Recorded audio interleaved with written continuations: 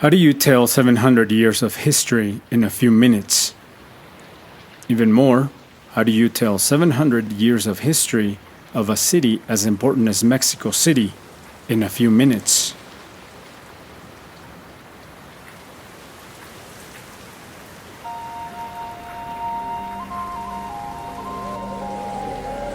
How do you begin to explain that it was the capital of the majestic Mexica Empire?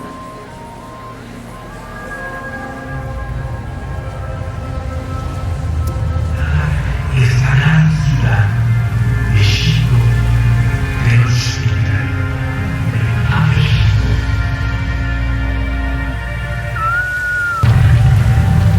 La erupción de volcán Chile hizo que se convirtiera en leyenda. Los mexicas desafiaban la grandeza de los toltecas. Eran un pueblo migrante que llegaron del norte de la zona misma.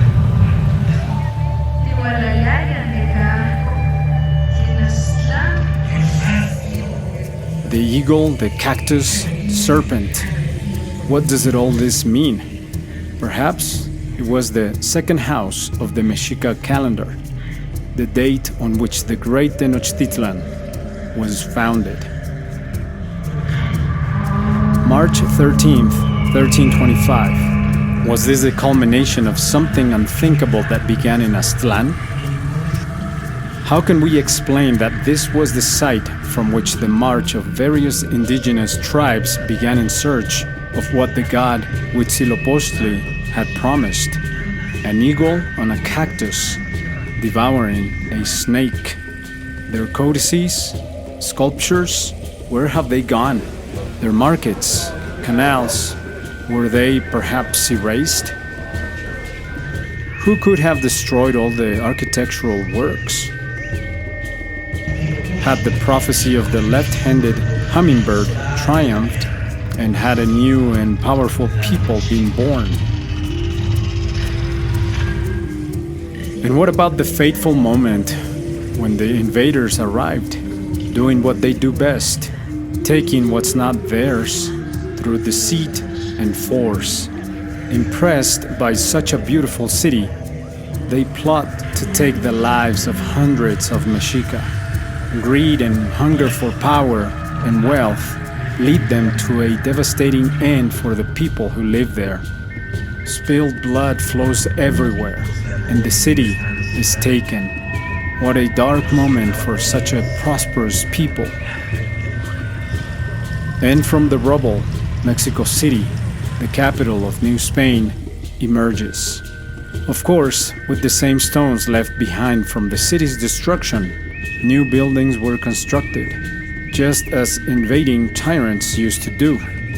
After this, another dark episode, the Inquisition, and then a series of subsequent misdeeds, subjugating the indigenous people and Afro-descendants. It took 240 years to finish the cathedral, a monumental part of the process, and 5 centuries to dry up the lakes. In the mid-17th century, the first rebellion erupted. The reason? None other than hunger. 18th century, the Enlightenment arrived, and around 100,000 inhabitants formed Mexico City. In 1790, a huge Mexica monolith was found buried, the Sunstone, also known as the Aztec calendar. With Miguel Hidalgo and Ignacio Allende at the forefront, in 1810, the cry of Dolores was raised. Mexico's independence began. Although it would take several years, the heroes of independence led the movement. There were military uprisings everywhere, and in Mexico City, Congress already had the new federal constitution of the Estados Unidos Mexicanos. In another invasive and expansionist movement, the opportunistic government of the United States seized more than half of Mexico's territory.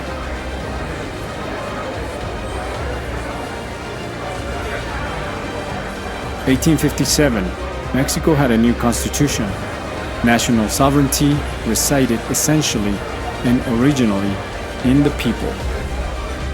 Almost half of the city's properties were expropriated because they belonged to the clergy. Faced with the first indigenous president, conservatives rebelled against the government.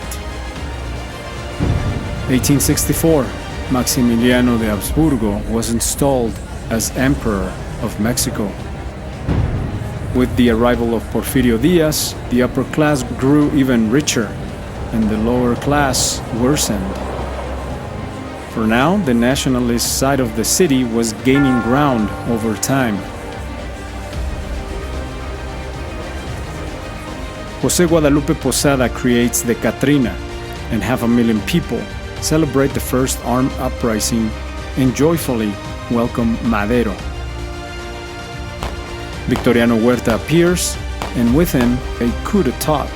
Zapata defends the South while the Mexican Revolution reaches its peak.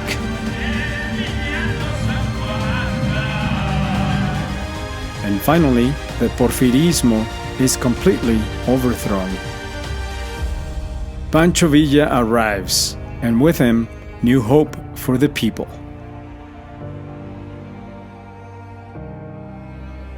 The city continues to advance, and Villa and Zapata take the iconic photograph in the palace. Property owners take advantage, raise rents unimaginably, and the tenants' union emerges. Early 1920s, new public institutions. The automobile replaces carriages and horses. Muralism explodes in Mexico. Art becomes an educational tool. History captured in murals and buildings. For now, I am getting totally soaked, but it's one of those things that is totally worth it. Tlaloc doing his thing, while Huitzilopochtli and Tlaltecutli enjoy the moment. First airplane lands in our beloved city, and at the same time, it becomes increasingly modern. Now you could reach different parts of the city by tram. President Lázaro Cárdenas fulfills one of the goals of the revolution, distributing land to the peasants, and he founds the Instituto Politécnico Nacional. He also announces on the radio the nationalization of the expropriated oil companies. Some 250,000 people gather in the city's main square and at the Palacio de Bellas Artes, supporting the president. The 1940s were an explosion of music, especially the feeling of living country life for the city, and movie theaters began to be packed, 3,000, 4,000 people at a time, introducing these iconic and unforgettable characters we all know. The golden age of Mexican cinema.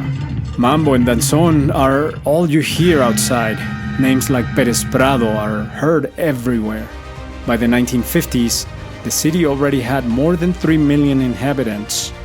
1956, the greatest modern architectural feat at the time within the city was built, Torre Latinoamericana, and to the south, the university campus, Ciudad Universitaria. Unfortunately, there is state repression, and on a fateful October 2nd, the unthinkable happens. After the students declare on strike due to the state's unfairness, they oppose wars, and they hold silent marches. In the Plaza de las Tres Culturas in Tlatelolco, an unprecedented event occurs. Gustavo Díaz Ordaz, a repressive and corrupt president, orders the massacre of students who were part of the student social movement. Many of them died. Some 300 leaders of the movement were imprisoned for years just for making their voices heard against a tyrant president. In the 1970s, the great metropolis continues its growth. Pelé is crowned at the Estadio Azteca. The subway continues to expand. 1978, Coyol Xauqui is unearthed at the foot of the Templo Mayor. End of 1978, in front of the cathedral, a group of women go on hunger strike over the disappearance of their children at the hands of the state. September 19th, 1985, 7:17 a.m. 4,000 buildings are destroyed. 3,000 homes collapsed. The 8.1 magnitude earthquake had barely passed, and thousands of citizens organized to clear debris by hand, and more than 4,000 lives were saved. 150,000 people remained homeless. The people showed solidarity. A week later, they marched to Los Pinos. 80,000 homes were rebuilt with the community's participation. The first step was taken toward ending a long streak of corruption and indiscriminate abuse of citizens. Year 2000, universal pensions, scholarships for students. The people continued to make their voices heard.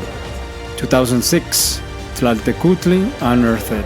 The cable bus, the central market, Tacos al Pastor, La Secu, Seu, Frida, the Alebrijes, our roots, our flag, parks, buildings, neighborhoods, the organ grinder.